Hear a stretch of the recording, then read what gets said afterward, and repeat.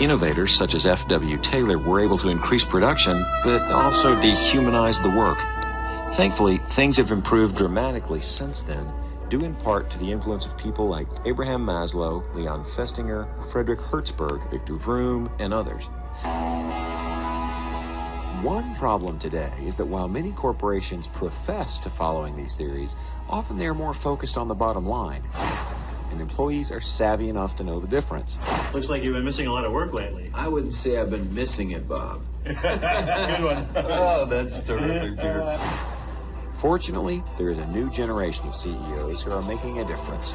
CEOs like Tony Hsieh of Zappos. Walking around the Las Vegas company headquarters, you'd be hard-pressed to find a more energized, driven, yet genuine and fun-loving group of employees anywhere. And to put this in perspective, people come from all over the world to study this company. It's a great day here at Zappos. My name is Z, just like in Zappos. How can I help you? We really want the Zappos brand to just be about the very best customer service. So why are all these employees so happy and motivated? Employees who sell shoes over the phone 8 hours a day, earning normal industry wages. According to Tony, it's because they all share the same company culture, which is outlined in their 10 committable core values. In fact, core values are one of the few things Zappos takes seriously. How seriously? When is the last time you saw a company list their core values in a TV commercial? Yet there's number 3, for example. Create fun and a little weirdness, but more on that later. Let's go back to the late 90s. Fresh out of college, Tony Hsieh sold a company he had started because the corporate culture had become, well, corporate. The company culture just went downhill. We didn't know any better to pay attention to it. And then with Zappos, wanted to make sure we didn't make that same mistake again. So early on in the creation of Zappos, they sat down and defined 10 committable core values. We all sat around one day and just asked ourselves, what do we want to be when we grow up? Do we want to be about shoes, or do we want to be about, something else, something bigger? Core values to me are something that I use in my daily life. The Zappos core values are a list of ideas, suggestions on how we run our business and how we treat customers, how we treat reps, how we treat our employees. What are the 10 core values? They are deliver wow through service, Embrace and drive change, Create fun and a little weirdness. Be adventurous, creative, and open-minded. Pursue growth and learning. build open and honest relationships with communication, Build positive team and family spirit. Do more with less. I have a lot of favorite core values, but one of my favorites is be passionate and determined. Be humble. I like to first say that I am the humblest person at Zappos. A company's culture and a company's brand are really just two sides of the same coin. If you get the culture right, you don't need to worry about a lot of stuff that a lot of companies spend their time and resources worrying about. You can let all of your employees be your brand ambassadors, not just the marketing or PR department. And they can be brand ambassadors both inside and outside the office. Tony feels that many companies have core values, but they don't really commit to them. Maybe you learn about it in day one of orientation, but then it's just kind of a meaningless plaque on the wall. And for us, by committable, we mean that you're willing to hire and fire based on them. And if you're not, then you're not really committing. We actually do 2 sets of interviews.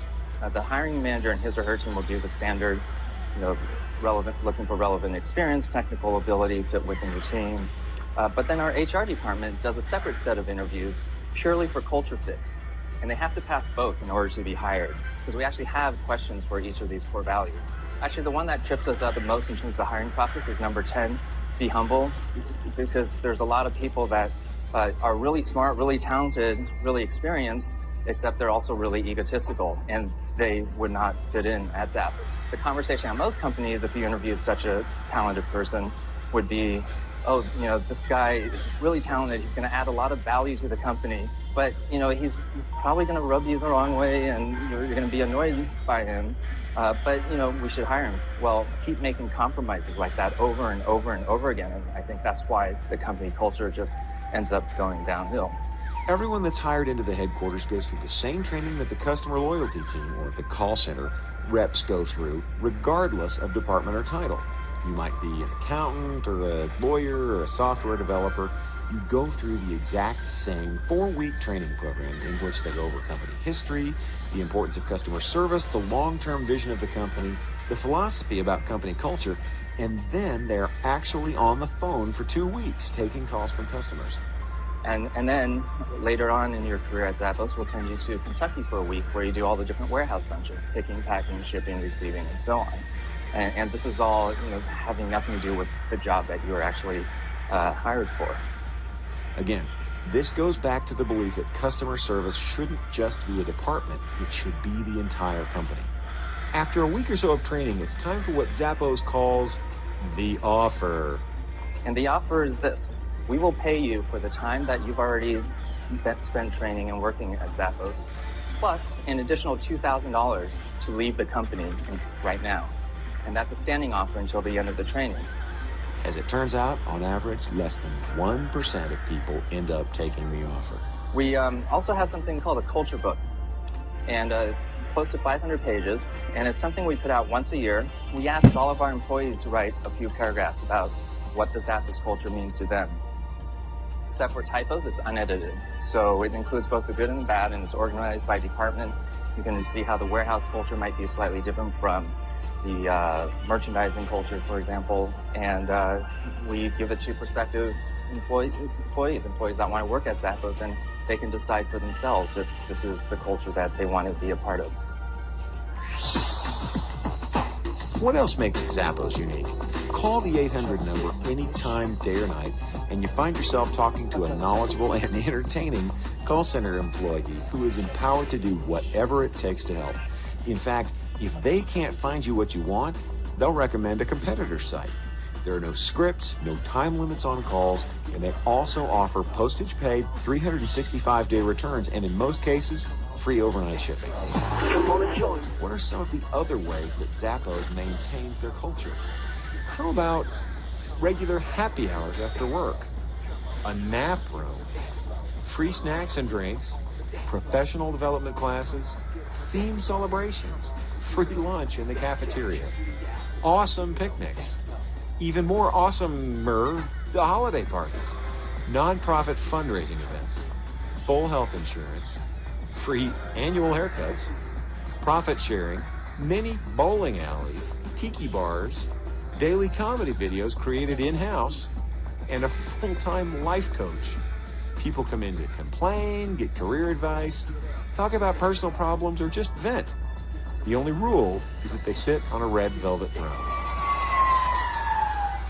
So how has all of this paid off for Zappos? Well, enough that Amazon purchased them in the summer of 2009. It was the most money Amazon has ever spent for an acquisition, yet they have no plans to change the company at all. It will continue as a separate entity. So what lies ahead for Zappos? We're trying to build a lifelong relationship with each of our customers, one call at a time. Oh, one thing we neglected to mention, Tony leads by example when it comes to being humble. Looking for his office? You won't find it.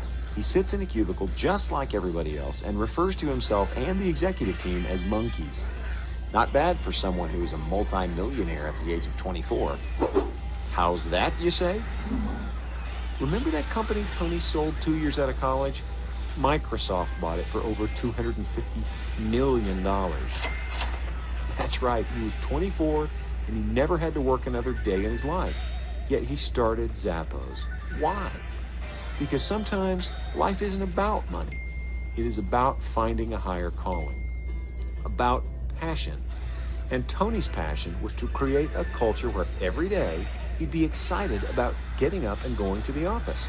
You can accomplish stuff by motivating employees, but I think you can accomplish a lot more by inspiring them to a bigger vision that has meaning to them and that you're passionate about.